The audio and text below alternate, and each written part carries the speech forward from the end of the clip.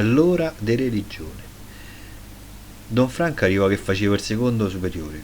Il primo col vecchio insegnante l'ora di religione era passata come un tramezzo fra una materia e quella dopo. Manco mi ricordo come si chiamava l'altro professore, ma con lui passavamo il tempo a ripassare o a chiacchierare con sta colonna sonora di sto professore dolce e costante assieme, ragazzi, ragazzi, per favore. Ricordo come fosse ieri sera, il primo giorno invece che vidi quel piccolo ziprete. Rapido, l'occhi piccoletti, scuri e furbetti, si sedette alla cattedra e ci guardò, muto, per parecchi minuti, tanto che sta cosa ci fece un po' ridere a tutti.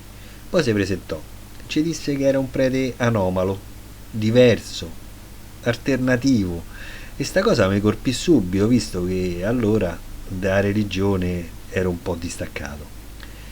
Mentre passavano i mesi non sentì mai parlare del Vangelo o della dottrina della Chiesa.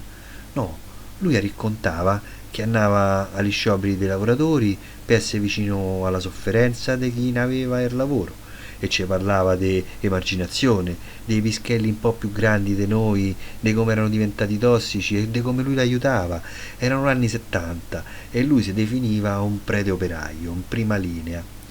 Sto tipo d'approccio così spontaneo pagò e io e gli altri compagni oramai aspettavamo l'ora della religione per ascoltare i racconti di Don Franco. Dopo un anno intero ancora non si parlava di chiesa. Mai domandò a nessuno se andavamo in chiesa, anzi, pare che proprio questo non gli sfuggisse in baffo. Ci chiedeva a volte se fossimo stati utili a qualcuno, se avevamo fatto qualche cosa per gli altri, e ascoltava le risposte senza giudicare. Parlavamo con lui di cose che manco con mamma o papà, voi per vergogna, voi per pudore.